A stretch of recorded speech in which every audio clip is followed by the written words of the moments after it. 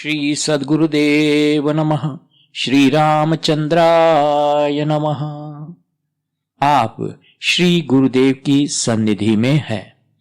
कुमारी कुमुदिनी Ben Panjwani ने श्री गुरुदेव की सन्निधि में इस ग्रंथ की रचना की 7 भागों में, और उन 7 भागों में से मैं दूसरे भाग से अब शरणागति प्रकरण में कुछ विषयों को जोड़ना चाहता हूं, जिनको मैंने चुना है केवल शरणागति के बारे में। जब गुरुदेव ने समझा था उन विषयों को लेकर मैंने यह सब संकलित किया है।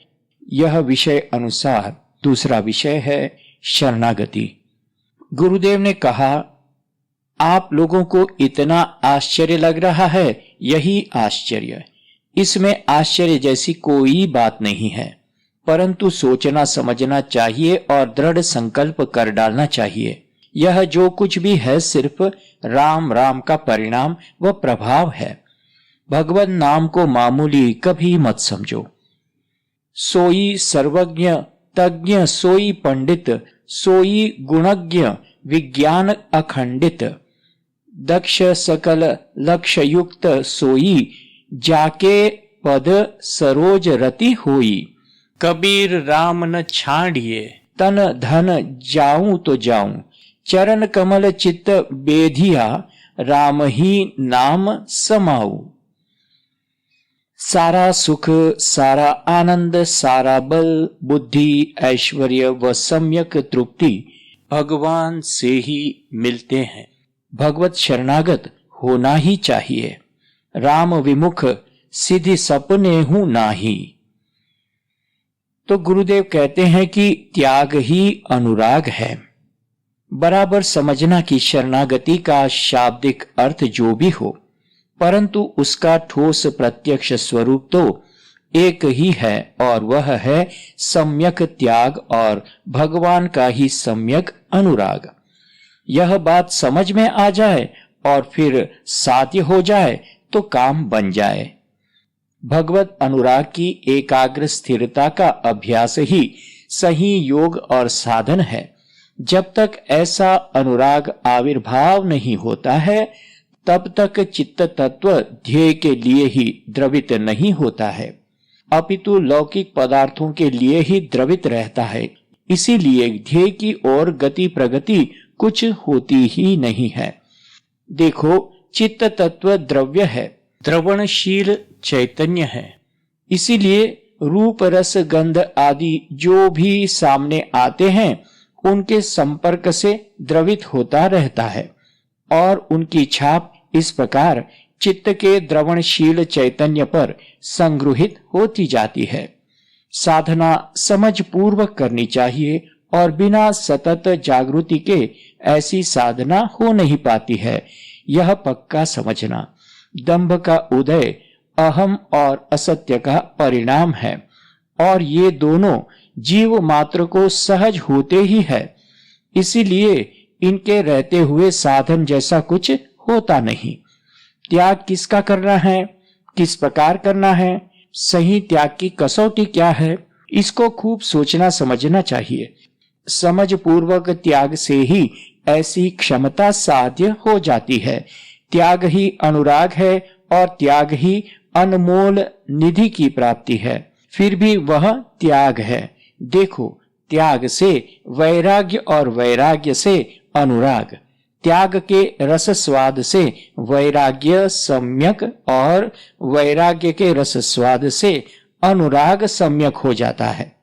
तभी तो परम विरक्त परमहंस ऐसे श्री शुकदेव जी महाराज ने भगवत गुण अनुवाद ऐसा रस भर किया था कि उसी रस से प्लावित होकर महाराजा परीक्षित 7 दिन के भीतर मुक्त हो गए। सापरानुरक्तिरीश्वरे सात्वस्मिन् परम प्रेम रूपा।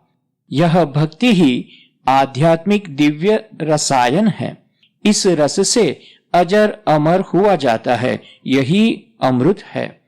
ध्यान और कर्म दो ही रहें तो शुक्तता और अहम को लेकर परस्पर में झगड़ा होवे। निसर्ग निर्गुण कौन, और फिर कर्म करे कौन, बड़ा कौन और छोटा कौन, आधार कौन, आधेय कौन, कारण कौन और कार्य कौन। तो ज्ञान कर्म लड़े नहीं, इसलिए दोनों के बीच में बहुजन हिताय वात्सल्यमयी जगत जननी भक्ति महारानी विराजमान हुई है। ज्ञान मार्ग लो तब भी भक्तिमान बनकर सत्कर्मेषु क्रियाशील होना पड़ेगा। कर्म मार्ग लो तब भी भक्तिमान बनकर अर्थात अनासक्त होकर ज्ञानी होना पड़ेगा। स्थूल से क्रमशः सूक्ष्म में पहुंचो या सूक्ष्म से क्रमशः स्थूल विश्व रूप को मिलना पड़ेगा। बिना भक्ति के दोनों निष्फल होते हैं और भक्ति सुस्वतंत्र सम्यक परिपूर्ण है। सो स्वतंत्र अवलंब न आना ते ही आधीन ज्ञान विज्ञाना। जे ज्ञान मान विमत्त तव भवहरणी भक्ति न आदरी। ते पाय सुर दुर्लभ पदादपि परत हम देखत हरि। यदि तत्व अनुसंधान करना ही हो तो सजल वेगपूर्ण नदी की तरह मन को एकमात्र लक्ष्य में अनुराग पूर्ण करते हुए उसी एकमात्र गति में स्थायी कर दो। रघुपति भगति करत कठिनाई कहत सुगम करनी अपार। जाने सोई जेहि बनी आई। विनय पत्रिका 167। कहने को अति सरल मृदु ज्ञान भगति अरु कर्म। साधन में कटु कठिन है बना भूल जनि भर्म।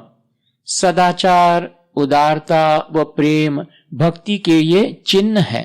भक्ति का रस कहाँ से प्राप्त होता है? सत्संग से सुनने में आता है, परंतु प्राप्त होता है शरणागति से। उसके अनुकूल विश्वास प्रेम व प्रसन्नता से गति करने से।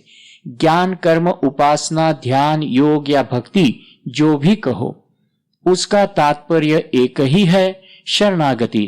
उसके अनुकूल विश्वास प्रेम व प्रसन्नता से गति करने से तो इसके लिए सद्गुरु चरण शरण है। कबीर डगमग का करही कहा डुला वही जीव। सर्व सुखन की नाई को राम नाम रस पीऊ। मति कीरति गति भूति भलाई जब जेहि जतन जहां जेहि पाई।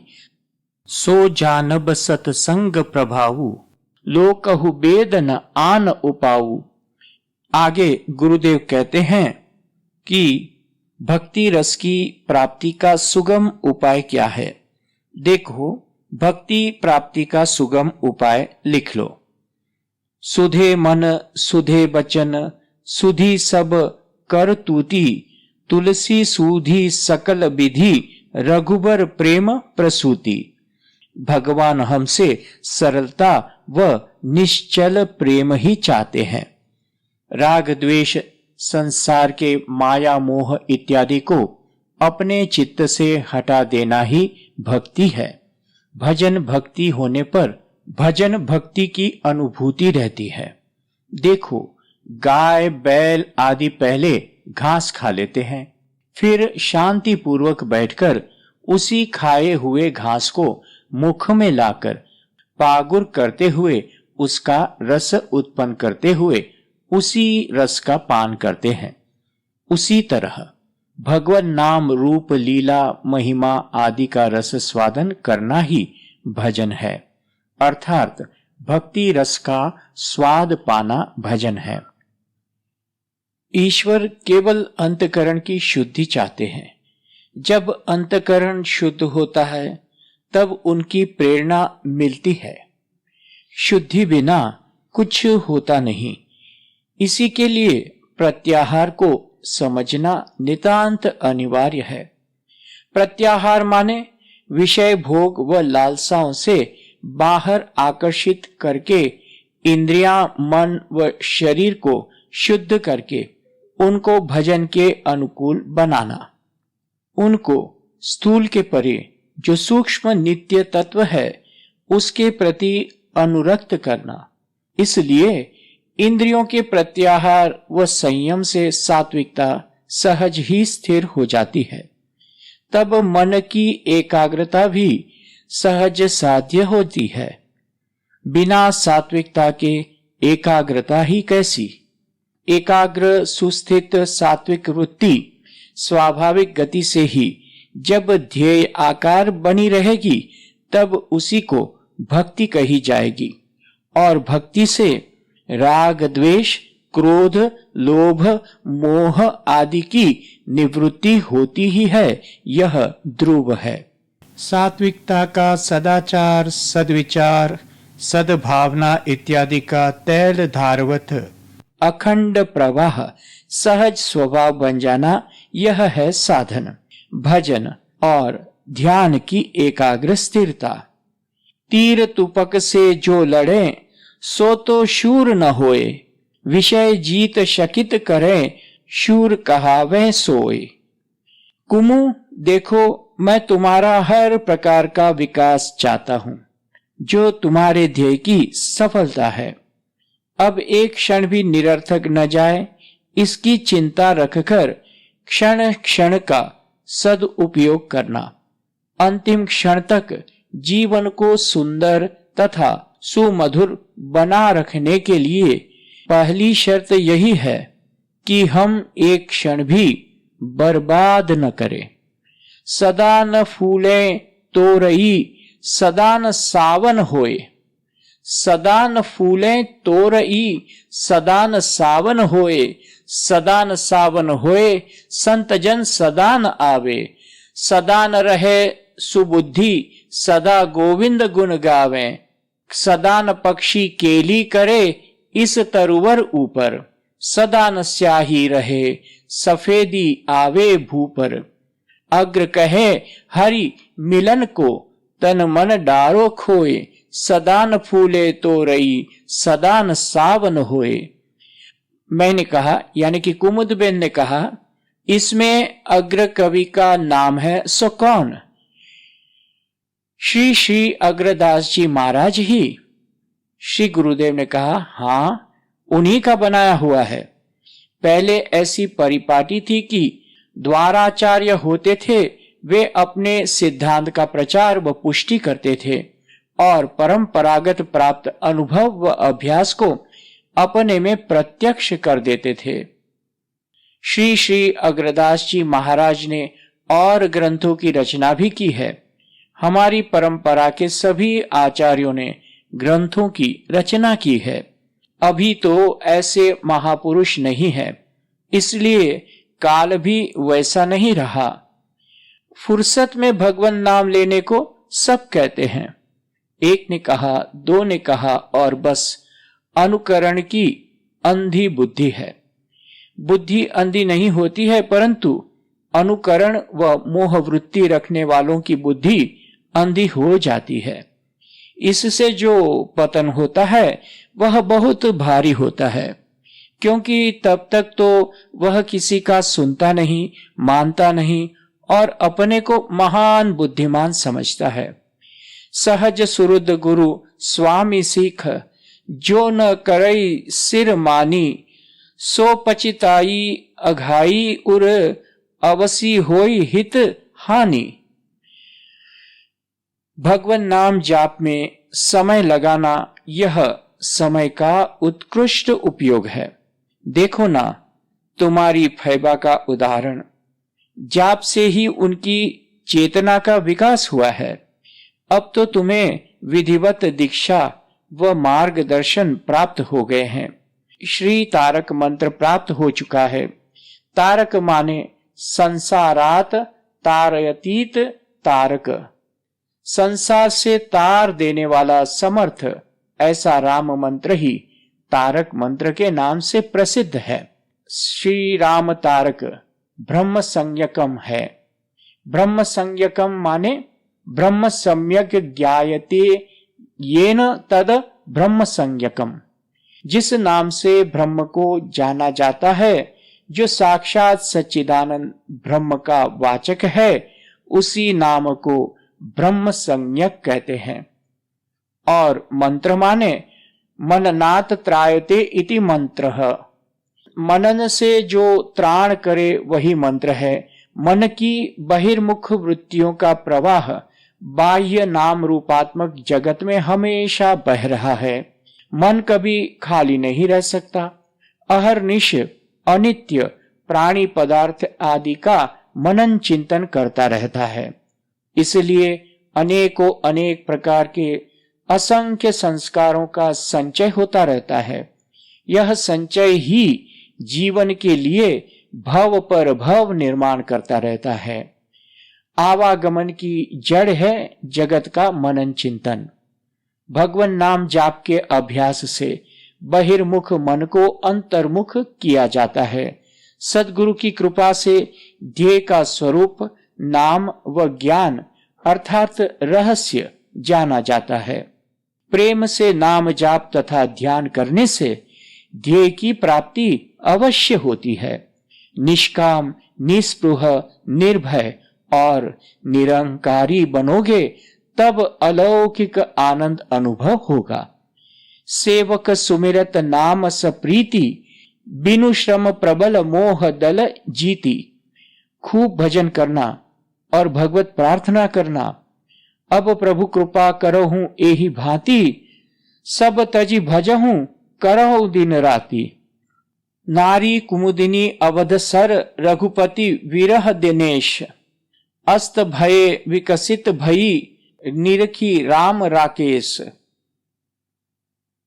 भजन क्या है, किस प्रकार किया जाता है इत्यादि तुमने सुना है और लिख भी लिया है। उसे बराबर पढ़ना और समझना। पढ़ते पढ़ते तुम्हारी चेतना जितनी विकसित होती जाएगी उतनी समझ बढ़ती जाएगी और हर वक्त पढ़ने पर तुम्हें नूतन समझ व बोध मिलेंगे। इसलिए बराबर पढ़ना, सोचना और समझना। अच्छा, अब समय हो गया है, अभी जाना है तो आज जल्दी प्रसाद पाएंगे। तुम तैयारी करो, मैं स्नान करूंगा।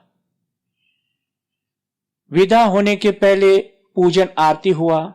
स्टेशन पर ट्रेन आने के पहले श्री गुरुदेव के सामने जल का ग्लास रखा गया। श्री गुरुदेव ने लेते हुए कहा, यह अच्छा याद रखा, नहीं तो फिर चांदीवली पहुंचकर स्नान के बाद ही लेता। हम दूसरे डब्बे में बैठी ताकि श्री गुरुदेव को आराम मिले। श्री गुरुदेव ने पालघर स्टेशन पर रमेश को भेजकर हम सबको बुला लिया। हमने प्रणाम किया। श्री गुरुदेव ने कहा, प्रणाम तो सुबह ही हो गया था, फिर पूजन के समय भी, फिर ट्रेन में चढ़ा तब भी।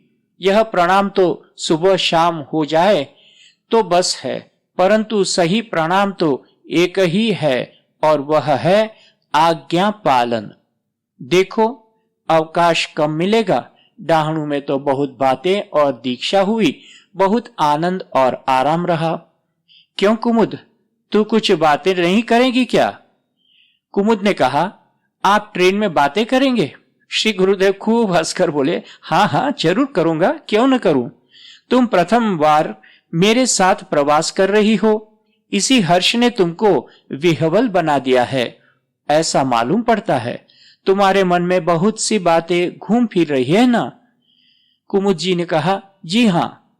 आप हाँ कहें तो मैं बताऊं। श्री गुरुदेव ने कहा, हाँ कुमुद, अब मैंने आराम कर लिया है और बंबई में समय कम मिलेगा, इसलिए तुम्हारी बातें अभी हो जाए, यही मैं चाहता हूं। तुम खूब बातें कर लो। हाँ? कुमुद बहन ने कहा, आपके साथ आपके साधु चेले क्यों नहीं रहते हैं? श्री गुरुदेव ने हंसते हुए कहा, अच्छा तो प्रश्नोत्तर का श्री गणेश इसी प्रश्न से कर दिया ना। सुनो, अब ऐसे चेले ही नहीं, अब मैं साधुओं की जमात नहीं रखता हूं। बंगाल में रखता था, बाद में श्री पतितपावन जी भगवान की आज्ञा हुई तो बंगाल से उसी वक्त निकल चला और पुनः चित्रकूट आ गया। श्री गणेशाय नमः। श्री सद्गुरुदेव नमः। श्री रामचंद्राय नमः। यह शरणागति का पहला विषय था। इसके बाद और भी 6-7 विषय आएंगे, तो आप लोग सब इंतजार करना। दूसरे करीब 6 विषय हैं और इसमें मंत्र का विषय भी आएगा। भगवत शरणागति ही सही दुख नाश करती है। और फिर अद्वैत साधना और शरणागति, मंगलमय प्रभु की मंगलपूर्ण प्रक्रिया, यह सब आएगा।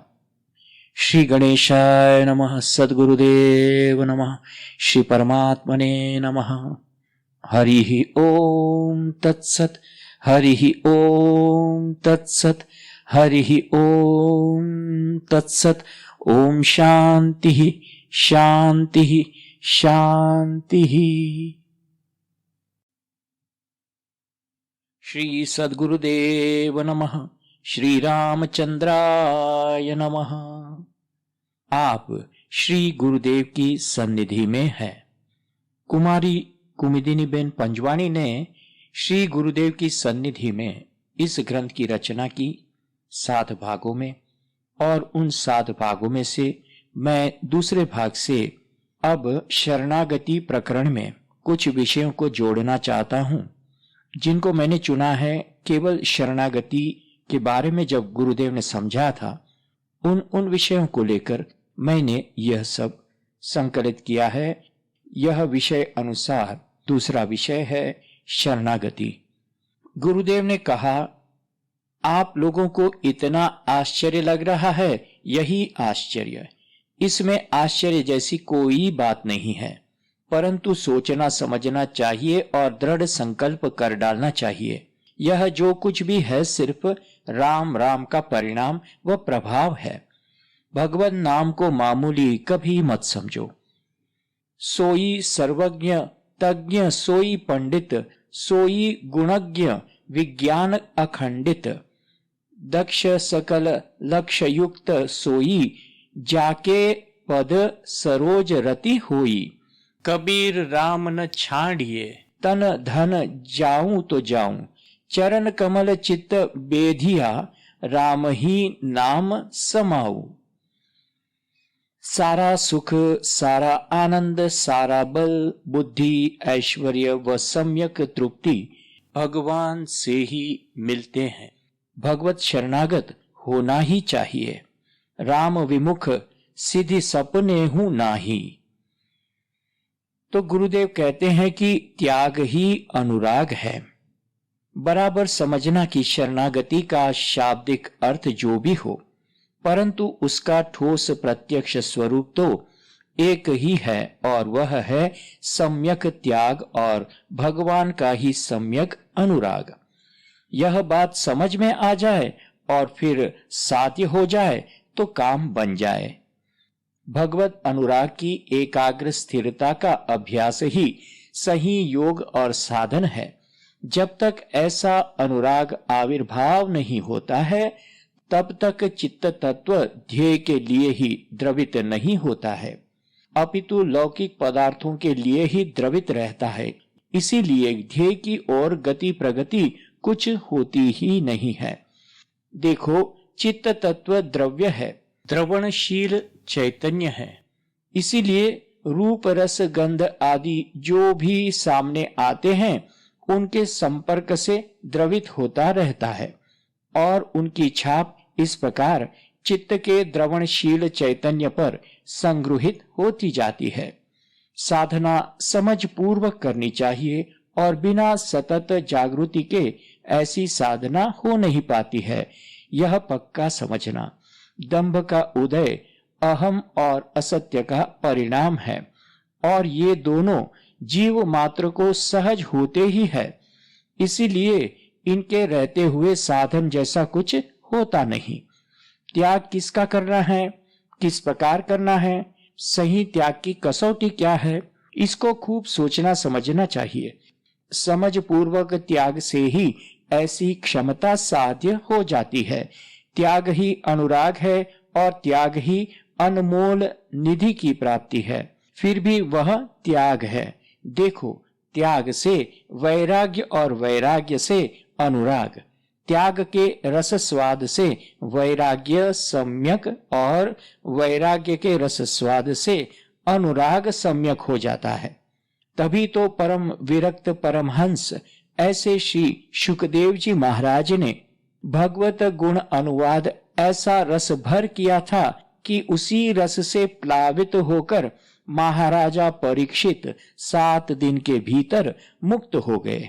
सा परानुरक्तिरीश्वरे सात्वस्मिन् परम प्रेम रूपा। यह भक्ति ही आध्यात्मिक दिव्य रसायन है। इस रस से अजर अमर हुआ जाता है, यही अमृत है। ध्यान और कर्म दो ही रहें तो शुक्तता और अहम को लेकर परस्पर में झगड़ा होवे। निसर्ग निर्गुण कौन और फिर कर्म करे कौन, बड़ा कौन और छोटा कौन, आधार कौन आधेय कौन, कारण कौन और कार्य कौन। तो ज्ञान कर्म लड़े नहीं, इसलिए दोनों के बीच में बहुजन हिताय वात्सल्यमयी जगत जननी भक्ति महारानी विराजमान हुई है। ज्ञान मार्ग लो तब भी भक्तिमान बनकर सत्कर्मेषु क्रियाशील होना पड़ेगा। कर्म मार्ग लो तब भी भक्तिमान बनकर अर्थात अनासक्त होकर ज्ञानी होना पड़ेगा। स्थूल से क्रमशः सूक्ष्म में पहुंचो या सूक्ष्म से क्रमशः स्थूल विश्व रूप को मिलना पड़ेगा। बिना भक्ति के दोनों निष्फल होते हैं और भक्ति सुस्वतंत्र सम्यक परिपूर्ण है। सो स्वतंत्र अवलंब न आना ते ही आधीन ज्ञान विज्ञाना। जे ज्ञान मान विमत्त तव भवहरणी भक्ति न आदरी ते पाय सुर दुर्लभ पदादपि परत हम देखत हरि। यदि तत्व अनुसंधान करना ही हो तो सजल वेगपूर्ण नदी की तरह मन को एकमात्र लक्ष्य में अनुराग पूर्ण करते हुए उसी एकमात्र गति में स्थायी कर दो। रघुपति भगति करत कठिनाई कहत सुगम करनी अपार जाने सोई जेहि बनी आई। विनय पत्रिका 167। कहने को अति सरल मृदु ज्ञान भगति अरु कर्म साधन में कटु कठिन है बना भूल जनि भर्म। सदाचार उदारता व प्रेम भक्ति के ये चिन्ह है। भक्ति का रस कहाँ से प्राप्त होता है? सत्संग से सुनने में आता है, परंतु प्राप्त होता है शरणागति से। उसके अनुकूल विश्वास प्रेम व प्रसन्नता से गति करने से। ज्ञान कर्म उपासना ध्यान योग या भक्ति जो भी कहो, उसका तात्पर्य एक ही है, शरणागति। उसके अनुकूल विश्वास प्रेम व प्रसन्नता से गति करने से तो इसके लिए सद्गुरु चरण शरण है। कबीर डगमग का करही कहा डुलावही जीव सर्व सुखन की नाई को राम नाम रस पीऊ। मति कीरति गति भूति भलाई जब जेहि जतन जहां जेहि पाई सो जानब सतसंग प्रभाऊ लोकहु बेद न आन उपाऊ। आगे गुरुदेव कहते हैं कि भक्ति रस की प्राप्ति का सुगम उपाय क्या है। देखो, भक्ति प्राप्ति का सुगम उपाय लिख लो। सुधे मन सुधे बचन सुधी सब कर तूती तुलसी सूधी सकल विधि रघुबर प्रेम प्रसूति। भगवान हमसे सरलता व निश्चल प्रेम ही चाहते हैं। राग द्वेष संसार के माया मोह इत्यादि को अपने चित्त से हटा देना ही भक्ति है। भजन भक्ति होने पर भजन भक्ति की अनुभूति रहती है। देखो, गाय बैल आदि पहले घास खा लेते हैं, फिर शांति पूर्वक बैठकर उसी खाए हुए घास को मुख में लाकर पागुर करते हुए उसका रस उत्पन्न करते हुए उसी रस का पान करते हैं। उसी तरह भगवान नाम रूप लीला महिमा आदि का रस स्वादन करना ही भजन है, अर्थात भक्ति रस का स्वाद पाना भजन है। ईश्वर केवल अंतकरण की शुद्धि चाहते हैं। जब अंतकरण शुद्ध होता है तब उनकी प्रेरणा मिलती है। शुद्धि बिना कुछ होता नहीं। इसी के लिए प्रत्याहार को समझना नितांत अनिवार्य है। प्रत्याहार माने विषय भोग व लालसाओं से बाहर आकर्षित करके इंद्रियां, मन व शरीर को शुद्ध करके उनको भजन के अनुकूल बनाना, उनको स्थूल के परे जो सूक्ष्म नित्य तत्व है उसके प्रति अनुरक्त करना। इसलिए इंद्रियों के प्रत्याहार व संयम से सात्विकता सहज ही स्थिर हो जाती है। तब मन की एकाग्रता भी सहज साध्य होती है। बिना सात्विकता के एकाग्रता ही कैसी।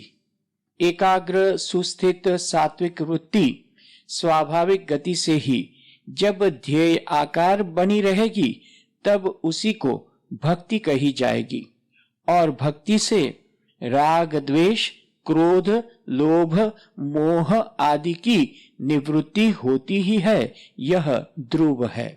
सात्विकता का सदाचार, सद्विचार, सद्भावना इत्यादि का तैल धारवत अखंड प्रवाह सहज स्वभाव बन जाना, यह है साधन, भजन और ध्यान की एकाग्र स्थिरता। तीर तुपक से जो लड़े सो तो शूर न होए, विषय जीत शकित करें शूर कहावे सोए। कुमु देखो, मैं तुम्हारा हर प्रकार का विकास चाहता हूं, जो तुम्हारे ध्येय की सफलता है। अब एक क्षण भी निरर्थक न जाए, इसकी चिंता रखकर क्षण क्षण का सदुपयोग करना। अंतिम क्षण तक जीवन को सुंदर तथा सुमधुर बना रखने के लिए पहली शर्त यही है कि हम एक क्षण भी बर्बाद न करें।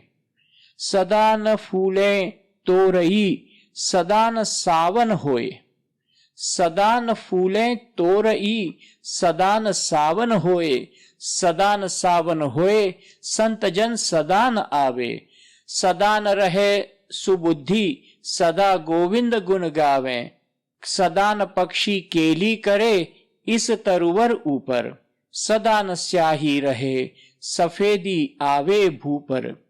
अग्र कहे हरि मिलन को तन मन डारो खोए, सदा न फूले तोरई सदा न सावन होए। मैंने कहा, यानी कि कुमुदबेन ने कहा, इसमें अग्र कवि का नाम है सो कौन? श्री श्री अग्रदास जी महाराज ही।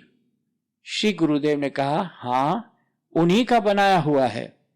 पहले ऐसी परिपाटी थी कि द्वाराचार्य होते थे, वे अपने सिद्धांत का प्रचार व पुष्टि करते थे और परंपरागत प्राप्त अनुभव व अभ्यास को अपने में प्रत्यक्ष कर देते थे। श्री श्री अग्रदास जी महाराज ने और ग्रंथों की रचना भी की है। हमारी परंपरा के सभी आचार्यों ने ग्रंथों की रचना की है। अभी तो ऐसे महापुरुष नहीं है, इसलिए काल भी वैसा नहीं रहा। फुर्सत में भगवान नाम लेने को सब कहते हैं। एक ने कहा, दो ने कहा और बस अनुकरण की अंधी बुद्धि है। बुद्धि अंधी नहीं होती है, परंतु अनुकरण व मोह वृत्ति रखने वालों की बुद्धि अंधी हो जाती है। इससे जो पतन होता है वह बहुत भारी होता है, क्योंकि तब तक तो वह किसी का सुनता नहीं, मानता नहीं और अपने को महान बुद्धिमान समझता है। सहज सुरुद गुरु स्वामी सीख, जो न करई सिर मानी, सो पचिताई अघाई उर, अवसी होई हित हानि। भगवान नाम जाप में समय लगाना यह समय का उत्कृष्ट उपयोग है। देखो ना, तुम्हारी फैबा का उदाहरण, जाप से ही उनकी चेतना का विकास हुआ है। अब तो तुम्हें विधिवत दीक्षा व मार्गदर्शन प्राप्त हो गए हैं। श्री तारक मंत्र प्राप्त हो चुका है। तारक माने संसारात तारयतीत तारक, संसार से तार देने वाला समर्थ ऐसा राम मंत्र ही तारक मंत्र के नाम से प्रसिद्ध है। श्री राम तारक ब्रह्म संज्ञकम है। ब्रह्म संज्ञकम माने ब्रह्म सम्यक ज्ञायते येन तद ब्रह्म संज्ञकम। जिस नाम से ब्रह्म को जाना जाता है, जो साक्षात सच्चिदानंद ब्रह्म का वाचक है, उसी नाम को ब्रह्म संज्ञक कहते हैं। और मंत्र माने मननात् त्रायते इति मंत्रः। मनन से जो त्राण करे वही मंत्र है। मन की बहिर्मुख वृत्तियों का प्रवाह बाह्य नाम रूपात्मक जगत में हमेशा बह रहा है। मन कभी खाली नहीं रह सकता।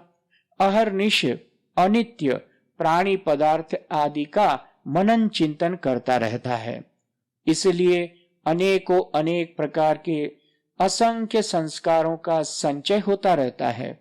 यह संचय ही जीवन के लिए भव पर भव निर्माण करता रहता है। आवागमन की जड़ है जगत का मनन चिंतन। भगवान नाम जाप के अभ्यास से बहिर्मुख मन को अंतर्मुख किया जाता है। सद्गुरु की कृपा से ध्येय का स्वरूप नाम व ज्ञान अर्थात रहस्य जाना जाता है। प्रेम से नाम जाप तथा ध्यान करने से ध्येय की प्राप्ति अवश्य होती है। निष्काम, निस्पृह, निर्भय और निरंकारी बनोगे तब अलौकिक आनंद अनुभव होगा। सेवक सुमिरत नाम सप्रीति, बिनु श्रम प्रबल मोह दल जीती। खूब भजन करना और भगवत प्रार्थना करना। अब प्रभु कृपा करहूं एहि भांति, सब तजी भजहूं करहु दिन राति। नारी कुमुदिनी अवध सर, रघुपति विरह दिनेश। अस्त भये विकसित भई, निरखी राम राकेश। भजन क्या है, किस प्रकार किया जाता है इत्यादि तुमने सुना है और लिख भी लिया है। उसे बराबर पढ़ना और समझना। पढ़ते पढ़ते तुम्हारी चेतना जितनी विकसित होती जाएगी उतनी समझ बढ़ती जाएगी और हर वक्त पढ़ने पर तुम्हें नूतन समझ व बोध मिलेंगे। इसलिए बराबर पढ़ना, सोचना और समझना। अच्छा, अब समय हो गया है, अभी जाना है, तो आज जल्दी प्रसाद पाएंगे। तुम तैयारी करो, मैं स्नान करूंगा। विदा होने के पहले पूजन आरती हुआ।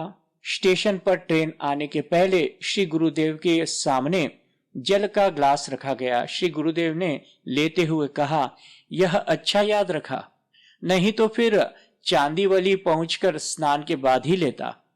हम दूसरे डब्बे में बैठी ताकि श्री गुरुदेव को आराम मिले। श्री गुरुदेव ने पालघर स्टेशन पर रमेश को भेजकर हम सबको बुला लिया। हमने प्रणाम किया।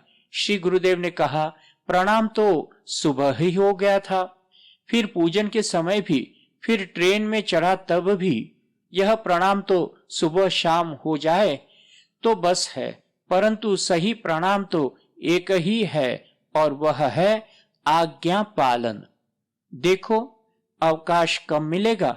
डाहणु में तो बहुत बातें और दीक्षा हुई, बहुत आनंद और आराम रहा। क्यों कुमुद, तू कुछ बातें नहीं करेगी क्या?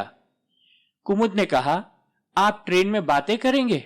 श्री गुरुदेव खूब हंसकर बोले, हाँ हाँ जरूर करूंगा, क्यों न करूं। तुम प्रथम बार मेरे साथ प्रवास कर रही हो, इसी हर्ष ने तुमको विह्वल बना दिया है, ऐसा मालूम पड़ता है। तुम्हारे मन में बहुत सी बातें घूम फिर रही है ना? कुमुद जी ने कहा, जी हाँ।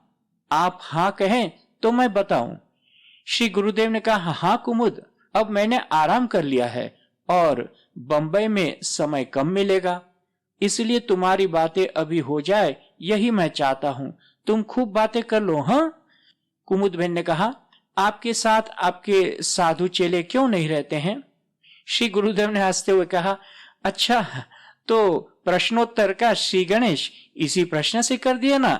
सुनो, अब ऐसे चेले ही नहीं, अब मैं साधुओं की जमात नहीं रखता हूँ। बंगाल में रखता था। बाद में श्री पतितपावन जी भगवान की आज्ञा हुई तो बंगाल से उसी वक्त निकल चला और पुनः चित्रकूट आ गया। श्री गणेशाय नमः। श्री सद्गुरुदेव नमः। श्री रामचंद्राय नमः। यह शरणागति का पहला विषय था। इसके बाद और भी 6-7 विषय आएंगे, तो आप लोग सब इंतजार करना। दूसरे करीब 6 विषय हैं और इसमें मंत्र का विषय भी आएगा। भगवत शरणागति ही सही दुख नाश करती है। और फिर अद्वैत साधना और शरणागति, मंगलमय प्रभु की मंगलपूर्ण प्रक्रिया, यह सब आएगा।